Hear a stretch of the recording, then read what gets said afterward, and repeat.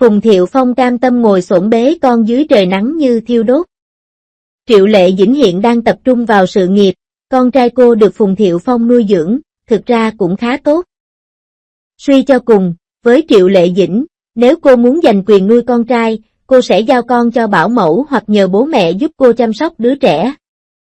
Điều này sẽ ảnh hưởng đến thời gian Phùng Thiệu Phong dành cho các con, đồng thời cũng ảnh hưởng đến mối quan hệ giữa các con và họ hàng bên cha. Hiện tại Triệu Lệ Dĩnh đã từ bỏ quyền nuôi con trai.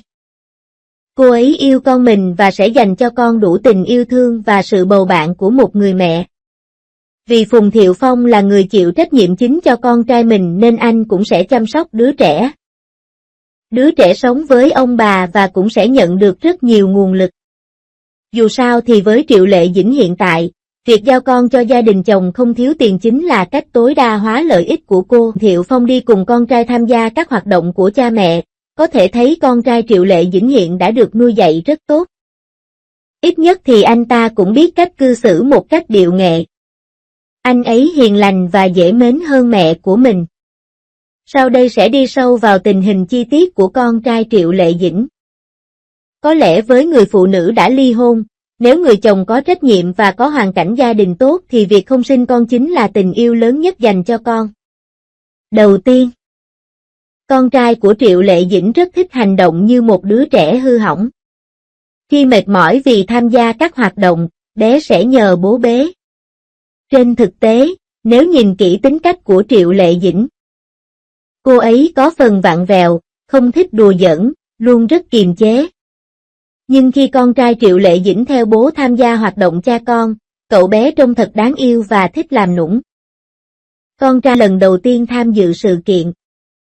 Nhưng chơi một lúc thì thấy mệt, mọi người đều thấy con trai Triệu Lệ Dĩnh nhờ ba Phùng Thiệu Phong bế mình.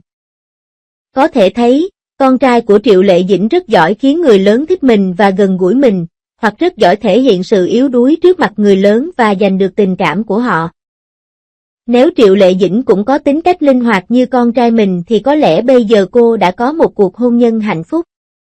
Chỉ là tính cách của Triệu Lệ Dĩnh khá thẳng thắn. Hoặc là không biết cách làm cho mềm mỏng hơn, cho nên mọi chuyện trong mối quan hệ có vẻ không được suôn sẻ cho lắm. Cô ấy luôn chờ đàn ông dụ dỗ mình thay vì chủ động đưa ra yêu cầu với đàn ông. Sau một thời gian dài, đàn ông có thể sẽ cảm thấy mệt mỏi. Khi cô ấy cảm thấy đàn ông đã thay đổi, cô ấy sẽ chủ động muốn chia tay. Lòng tự trọng của cô ấy quá cao nên cô ấy khó có thể có một mối quan hệ lâu dài. Lệ Dĩnh có mối quan hệ tốt với cha mình. Phùng Thiệu Phong sẵn sàng ngồi xổm dưới trời nắng nóng để bế con trai. Mặc dù con trai của Triệu Lệ Dĩnh không thường xuyên sống cùng bố nhưng hai cha con vẫn giữ mối quan hệ tốt đẹp khi cùng nhau tham gia các hoạt động. Bản thân Phùng Thiệu Phong cũng là một người cha chu đáo. Ông sẽ không phớt lờ con trai mình khi cậu bé muốn được ôm chỉ vì ông đã già hoặc đã thành công trong sự nghiệp. Mọi người đều thấy Phùng Thiệu Phong cam tâm ngồi xổm dưới ánh mặt trời thiêu đốt để bế con trai, dường như rất yêu thương con trai mình. Giống như Vương Tiểu Phi. Tôi không biết liệu ông ấy có biết cách giáo dục con cái hay không, nhưng ông ấy rất cưng chiều con gái Vương Hi Nguyệt, nhưng lại không hề kiên nhẫn với con trai Vương Hi Trân. Khi đứa trẻ khóc, anh ta trực tiếp hét vào mặt con trai mình rằng không được thể hiện cảm xúc của mình. Vương Tiểu Phi đối xử khác biệt với các con.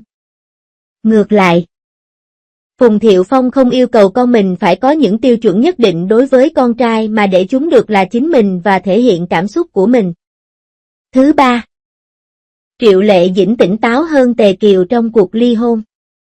Cô ấy không muốn giành quyền nuôi con. Điều này sẽ không cản trở sự nghiệp của cô ấy và cho phép đứa trẻ nhận được nhiều nguồn lực hơn từ người cha.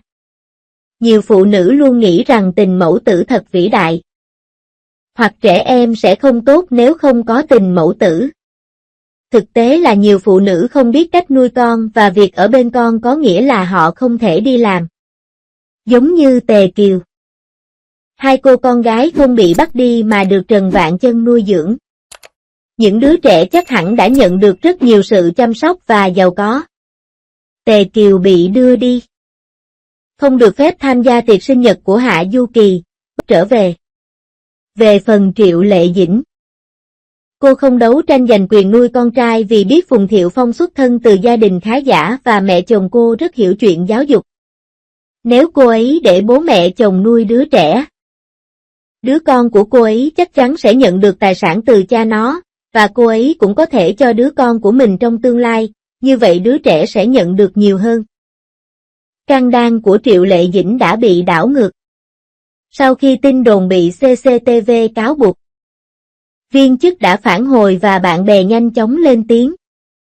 Khi tin đồn vì lời chỉ trích của CCTV xung đột với mô hình nuôi dạy con của một cặp đôi đã ly hôn, Triệu Lệ Dĩnh đã đáp trả những nghi ngờ bằng sự biến đổi của mình trên màn ảnh, từ những bình luận chuyên môn bị hiểu sai đến việc âm thầm đón và đưa con đi điều trị y tế. Cô đã đóng một vai trò mới là một người cha mẹ và làm gương mới cho các cũng sử dụng quỹ đạo phát triển của mình từ The Uni of Phao đến The Sun Phao để chứng minh rằng, chỉ cần bạn giữ vững sự chuyên nghiệp của mình giữa dòng người tấp nập, thì tin đồn cuối cùng cũng sẽ tan biến. Gần đây, chủ đề Triệu Lệ Dĩnh bị CCTV chỉ trích đã trở thành chủ đề bàn tán sôi nổi trên mạng. Tuy nhiên, phản ứng chính thức đã có sự thay đổi đáng kể. Các chị em tốt của Triệu Lệ Dĩnh cũng nhanh chóng đứng ra bên vực cô. Gần đây, Phùng Thiệu Phong được chụp ảnh đưa con đến bệnh viện để điều trị y tế. Tuy nhiên, điều đáng ngạc nhiên là sau khi chương trình kết thúc, Phùng Thiệu Phong lại quyết định ra về một mình. Con của họ rời đi bằng xe của Triệu Lệ Dĩnh. Cảnh này ngay lập tức trở thành chủ đề tìm kiếm hot, nhiều cư dân mạng than thở, ly hôn có thể hòa thuận như vậy sao? Như mọi người có thể thấy, cuộc hôn nên những cuộc tranh luận sôi nổi trên khắp Internet. Năm 2016, cả hai gặp nhau khi cùng quay bộ phim Tây Du Ký, Vương quốc phụ nữ. Tuy nhiên, vào thời điểm đó, Phùng Thiệu Phong đã bị đồn đại là có quan hệ tình cảm với một số ngôi sao nữ nên người hâm mộ cũng đang có thái độ chờ đợi và xem xét mối quan hệ của họ. 2 năm sau, cả hai đã đăng giấy chứng nhận kết hôn lên mạng xã hội và chính thức thông báo tin vui về cuộc hôn nhân của họ. Sau khi kết hôn, mối quan hệ của họ có vẻ đặc biệt ngọt ngào. 1 năm sau khi kết hôn, Triệu Lệ Dĩnh đã sinh con trai thành công tên là Tường Hương. Gia đình ba người này có vẻ ấm áp và hòa thuận. Nhưng những ngày vui vẻ luôn trôi qua nhanh chóng. Năm 2021, hãng phim của Triệu Lệ Dĩnh ra thông báo hai bên đã chia tay trong hòa bình và chấm dứt. Lý do chính dẫn đến việc chia tay là vì hai người hiếm khi ở bên nhau. Họ đã có khoảng thời gian vui vẻ bên nhau, nhưng quyết định được đưa ra thông qua quá trình tham vấn lẫn nhau. Bất kể chuyện gì xảy ra cuối cùng, họ nói rằng họ sẽ cùng nhau chăm sóc đứa trẻ và đảm bảo đứa trẻ lớn lên trong môi trường yêu thương. Việc chụp ảnh lần này chứng tỏ hai người đã thực sự hoàn thành trách nhiệm làm cha mẹ. Vì vậy, nhiều cư dân mạng không khỏi thở dài cho rằng hai người này chỉ là hình mẫu cho các cặp đôi đã ly hôn cùng nhau nuôi dạy con cái. Tất nhiên, ngoài nút thắt trái tim gầy giữa cô và Phùng Thiệu Phong, Triệu Lệ Dĩnh cũng từng vướng vào nhiều tin đồn tình cảm với một số ngôi sao nam khác. Vụ bê bối của cô với Lâm Canh Tân đã thu hút sự chú ý đặc biệt. Năm 2017, họ đã hợp tác cùng nhau trong bộ phim truyền hình A Princess Arena giữa Sở Kiều và Vu Văn Duyệt đã khiến khán giả vô cùng xúc động. Ngoài phim, sự tương tác của họ cũng rất sôi nổi, khiến nhiều cư dân mạng suy đoán liệu cả hai có đang diễn xuất thật hay không. Khi vụ bê bối tiếp tục diễn biến phức tạp, Triệu Lệ Dĩnh và Lâm Canh Tân cũng không lựa chọn cách né tránh. Trong bài phỏng vấn, họ liên tục nhấn mạnh rằng họ chỉ là bạn bè và không hề có mối quan hệ như tin đồn. Ngay sau khi Triệu Lệ Dĩnh và Phùng Thiệu Phong công khai mối quan hệ, tin đồn về cô cũng dần lắng xuống. Tuy nhiên, so với chuyện tình cảm, Triệu Lệ Dĩnh cũng liên tục vướng vào tranh cãi trong sự nghiệp. Mới đây, bộ phim mới Y Hoa Hướng Dương do Triệu Lệ Dĩnh và đạo diễn Phùng Tiểu Cương đồng sản xuất đã chính thức ra mắt.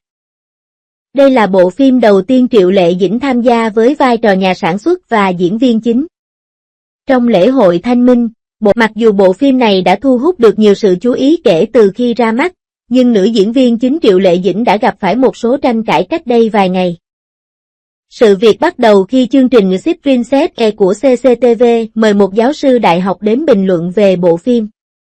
Sau khi nói về bối cảnh của bộ phim, giáo sư không ngần ngại chỉ ra một số khuyết điểm của Triệu Lệ Dĩnh trong việc xây dựng nhân vật. Tuy nhiên, những lời nói này của vị giáo sư đã bị một số cư dân mạng có động cơ thầm kín xuyên tạc thành lời đánh giá của CCTV về Triệu Lệ Dĩnh. Tệ hơn nữa, một số người còn cường điệu rằng Triệu Lệ Dĩnh đã bị CCTV chỉ thẳng là có kỹ năng diễn xuất kém. Tin tức này lan truyền từ 1 người đến 10 người, từ 10 đến 100 người, khiến nhiều cư dân mạng không biết gì về sự thật bị lừa dối. Nhìn lại, từ khi Triệu Lệ Dĩnh ra mắt với hình. Tuy nhiên, cô cũng đã dần cải thiện trình độ diễn xuất của mình thông qua việc học tập liên tục và rèn luyện kỹ năng diễn xuất. Để giải quyết những tranh cãi xung quanh ông. Biết rằng Triệu Lệ Dĩnh thực chất không phải là người chuyên nghiệp, cách nhanh nhất để cải thiện bản thân có lẽ là thông qua luyện tập. Có thể thấy Triệu Lệ Dĩnh không làm mọi người thất vọng.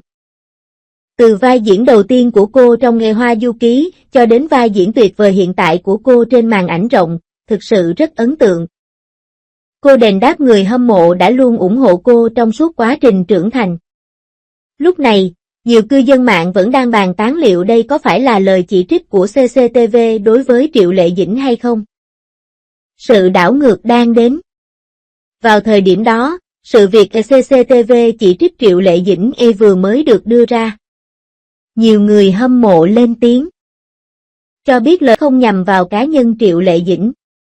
Kể cả khi có vấn đề về cốt truyện và thiết kế nhân vật trong phim. Chúng ta cũng không thể đổ hết lỗi cho Triệu Lệ Dĩnh. Quan điểm của giáo sư không nhất thiết đại diện cho quan điểm chính thức của CCTV. Nhưng mặc dù người hâm mộ đã giải thích, sự việc này vẫn có mức độ phổ biến cao. Phải đến ngày hôm qua, các quan chức CCTV mới lên tiếng và bình luận về bộ phim. Trên thực tế, vị quan chức này đã quảng bá cho bộ phim ngay khi đoạn giới thiệu đầu tiên được phát hành. Sau khi bộ phim được phát hành, họ cũng đăng những bài viết ủng hộ chứ không hề có ý định chỉ trích trực tiếp bộ phim. Thật không may. Một phân đoạn trong chương trình đã bị những người có động cơ thầm kín cố tình bóp méo thành CCTV chỉ trích đích danh Triệu Lệ Dĩnh. Ngay sau khi CCTV chuyên gia trang điểm của Triệu Lệ Dĩnh là Mã Duệ cũng nhanh chóng lên tiếng bênh vực cô. Ông chia sẻ trên mạng xã hội, hãy ngừng vu khống. Không ai biết sự thật. Tin đồn lan truyền khắp nơi, và tôi kiên quyết phản đối việc lan truyền bất kỳ thông tin sai lệch nào. Tuyên bố của anh ngay lập tức thu hút sự chú ý của nhiều cư dân mạng. Mọi người đều vô cùng cảm động trước tình bạn chân thành của anh dành cho Triệu Lệ Dĩnh và đều thích thú cũng như bày tỏ sự ủng hộ. Tuy nhiên, phát biểu của ông đã bị một số cư dân mạng đặt câu hỏi. Họ cho rằng ông chỉ đang lợi dụng tình trạng giao thông. Trước những lời cáo buộc này, anh không để tình hình diễn biến phức tạp mà quyết định đăng bài để tự bào chữa. Anh không chỉ làm rõ chuyện ăn cắp giao thông, mà còn chia sẻ một số sự việc trong quá khứ giữa anh và Triệu Lệ Dĩnh. Ông cũng đề cập rằng tình hình hiện tại là giao thông lẽ làm mọi cách để tăng lượng truy cập, thậm chí cố tình hủy hoại danh tiếng của người khác. Sự cố này thực sự như một lời cảnh tỉnh đối với chúng ta. Khiến chúng ta phải cẩn thận hơn khi đối mặt với nhiều thông tin khác nhau trên Internet. Chúng ta phải nâng cao khả năng phân biệt và không bị lạc lối bởi những nhịp điệu khác nhau trên Internet. Nếu Triệu Lệ Dĩnh mang đứa trẻ đi, Phùng Thiệu Phong có thể tái hôn và sinh thêm con, hơn nữa chưa chắc sẽ không buồn vì con trai của Triệu Lệ Dĩnh. Vì vậy, nếu người đàn ông có hoàn cảnh gia đình tốt và nguồn lực tốt thì người phụ nữ không cần phải mang đứa trẻ đi. Con trai của Triệu Lệ Dĩnh rất biết cách làm nũng. Phùng Thiệu Phong rất cưng chiều con trai mình. Triệu Lệ Dĩnh thực sự đã chọn được một ngôi nhà